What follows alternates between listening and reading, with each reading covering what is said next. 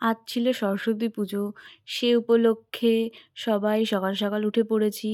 আমি আমার ঘরের পুজোটা আগে কমপ্লিট করে নিলাম। গোপাল সোনাকে দিয়ে নিলাম আগে।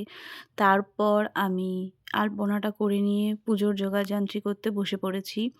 তো সেটাও করতে, করতে এর মধ্যে সবটা আমি করে উঠতে পারিনি। পুজোর কাজ জোগাড় করে উঠতে না উঠতেই ঠাকুরমশাই চলে লেখনভ্যো নমঃ।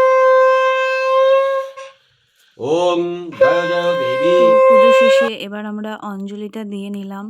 অঞ্জলি দেওয়ার পরে আমাদের ছোট্ট একটা পুচকু সোনার আজ হাতেখড়ি ছিল। তার হাতেখড়িটাও খুব ভালোভাবে হয়ে গেল। আজ থেকে তার জীবনের সবথেকে বড় অধ্যায় শুরু হলো। সে জীবনে অনেক বড় হোক, অনেক ভালো একটা মানুষ হোক, এটাই আমরা কামনা করি। তো সব পুজো শেষে আমি একটু আরতি করে আমি পুজোটা সম্পূর্ণ করলাম। তো তারপর আমার শাশুড়ি মা বলল যে আমার শ্বশুরবাড়িতে নাকি একটা নিয়ম আছে, এই পিঠেগুলো খেতে হয় পুজো শেষে। তো সেটাও আমরা সবাই খেয়ে